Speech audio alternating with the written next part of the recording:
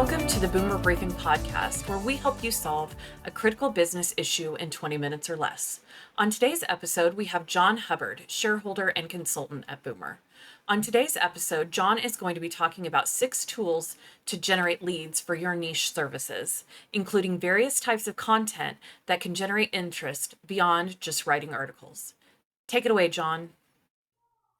Hello, I'm excited to speak with you about 6 tools to generate leads for your niche.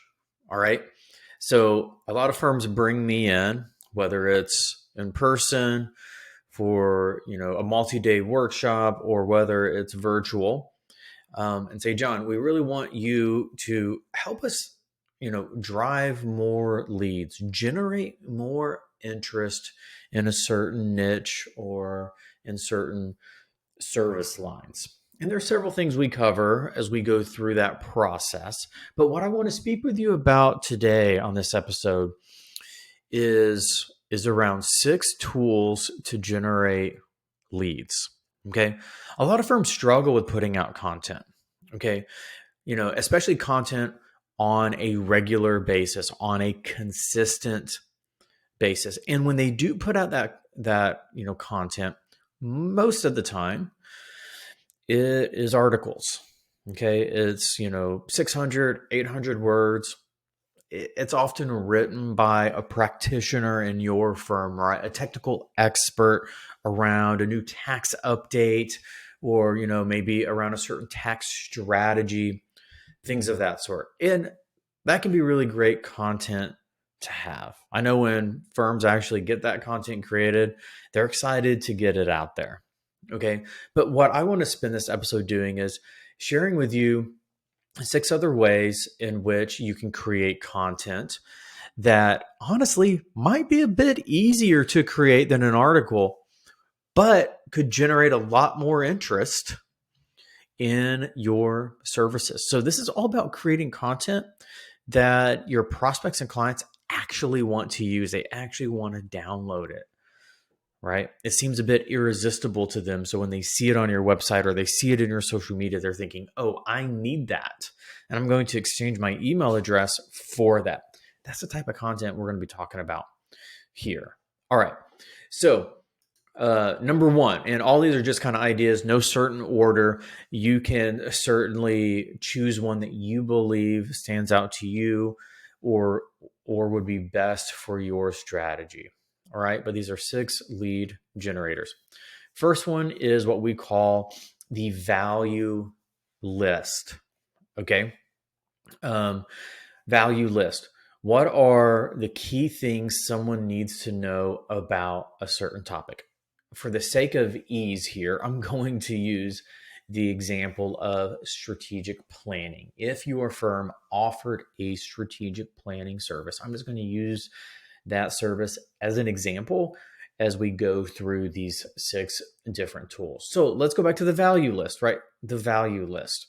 It could be really easy for me to write a whole article on strategic planning, getting into the nitty gritty, getting into all the details of that service or of that, offering. And I could name it, what you need to know about strategic planning or why your organization needs a strategic plan.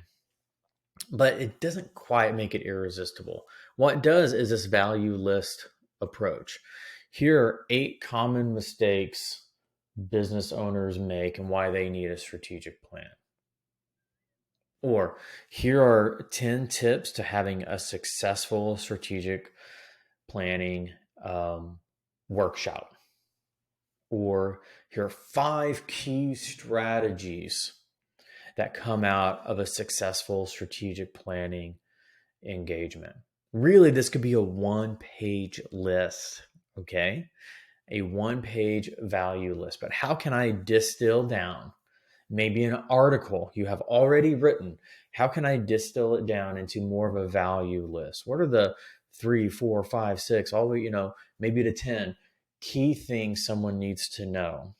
And how can I just put that into a value list format? Okay, so that's the first lead generating tool. You put that on your website, you put that on social media, it's probably going to get more downloads than, a lengthy article will get. But speaking of articles, let's go to number 2, right? This is how can we make our content more visual, easier to scan, right? Generally speaking, people don't read, they scan. Okay. So the magazine article is number 2, having more of a magazine article piece.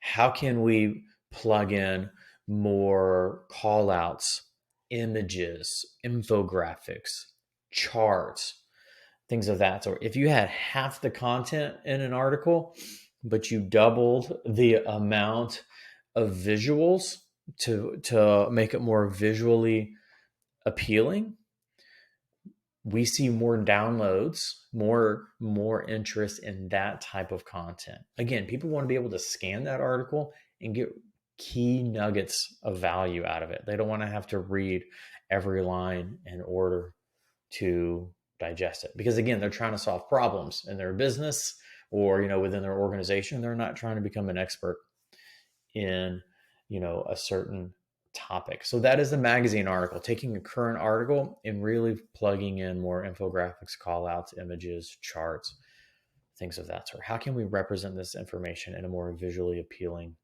way? All right. Number 3, right, is the interview, as we call it. Can we highlight the success of a current client in an interview format, right? And maybe we ask them 5 questions, 7 questions, things like that. Maybe you are wanting to grow, let's say in the dental niche, okay? And you offer a strategic planning service. Your interview might be, hey, the 5 key things that came out of an interview, came out of a strategic planning session with so-and-so dental. Check out the interview. Check out the 5-minute interview, the 10-minute interview.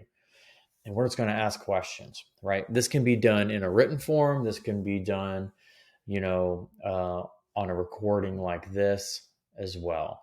But if I could send over to a client 5 to 7 questions that if we got their answers on, our other prospects would be really interested in that. That is the interview approach. It's a great way to infuse a little bit of creativity, a little bit of different type of content into your overall content strategy. Okay. Number 4 is all about the checklist. Okay. The way I like to describe this one is this is a piece of content that will make your prospects a smarter buyer. So I was working with a firm and they wanted to grow their outsourced CFO niche. And what I did with them is we brainstormed together, creating a checklist.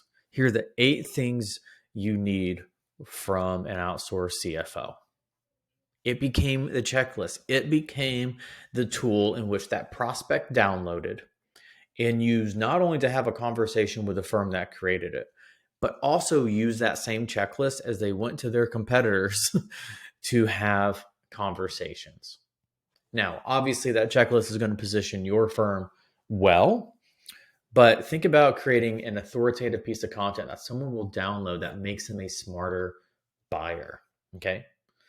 So the 6 things you should expect out of your strategic planning facilitator. Here's your checklist, the 5-point checklist to maximizing your minimizing your taxes, or the 10-point checklist every business owner needs, or the 5-point financial checklist to making smarter business decisions.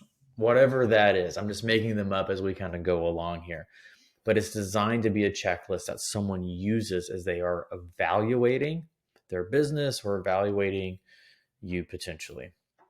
All right, number 5 is what we call the sampler. Okay, number 5 is the sampler. How can we provide a sample of whatever service it is we're offering, whether that's a sample report or a sample tool or a sample outcome, things of that sort. So let's go back to strategic planning for a second, using that as an example, we here at Boomer Consulting offer strategic planning as a service. One of the number one tools we use to help sell our strategic planning service, but obviously help our prospects see what an outcome could be, is our sample 1-page strategic plan. And often they take a look at the sample 1-page, strategic plan and say, well, can I just use this for my plan? And we have a good laugh about it. And we're like, well, it's more about the process you go through and what you come out of. But that tells us the sample's really good. So if you have a dashboarding service, if you have any type of service that is going to be generating any sort of value for your clients, what's a sample that we can just share with them, right? With sample data, it doesn't have to be real life, real client data, anything like that. Sample data, sample information. That's called a sampler. All right. Number 6, and this might be the scariest for most people, but I really want to put it out there, is the use of video. Okay. Too often we rely on the written word to be the main vehicle in which we are communicating, right? But the use of video, and it doesn't have to be just on your website or just on social media. More people are using video than ever before in email marketing as well, or email communication, as well. But how can I add a visual, personal, component to what we're communicating here to our prospects and clients? And one of the best ways to do that is through video. It's one thing to kind of take a look at, or, open up an article, or open up a sample, or open up a value list or a checklist or an article and see, oh, that was written by Jon Hubbard. It's another thing to see my face, hear my voice, and hear me talk about it. Okay, so any of 1 through 5 we covered, any of that content we just talked about can be also repurposed in a video format. All right, so let's use the checklist. Let's say you provided a 10-point checklist for choosing the right strategic planning provider or strategic planning facilitator, or a 10-point checklist for choosing the right CFO. And let's say that's been on your website or on social media for the last month, and it's getting interest and buzz, and people are downloading it and finding a lot of value in it. It's extremely easy to hop on Zoom or Riverside or another tool and simply record a video of you talking about this. Hey, Jon Hubbard here with XYZ CPA firm. We've had our 10-point checklist for choosing the right CFO out for the last month, 2 months, 3 months. It's getting a lot of downloads. I thought I would hop on this video and walk through this tool and walk through each of the items and just give you a quick overview. If you want it, go ahead and download it. But it's another way, right? People want to do business with people. They don't want to do business with your logo. They don't want to do business with your brand. They want to do business with people. So how can we humanize a lot of this content that we're putting out there? So that is number 6, the use of video. Hopefully you found this, helpful. I'm Jon Hubbard. Thanks for listening to this episode of the podcast. Thanks so much, Jon. Listeners, if you enjoyed Jon's topic, look out for new episodes every Tuesday morning. We like to rotate the topics and themes, but the common theme among all episodes is that we believe they are critical to your firm's growth and success. So please subscribe, and thanks for listening.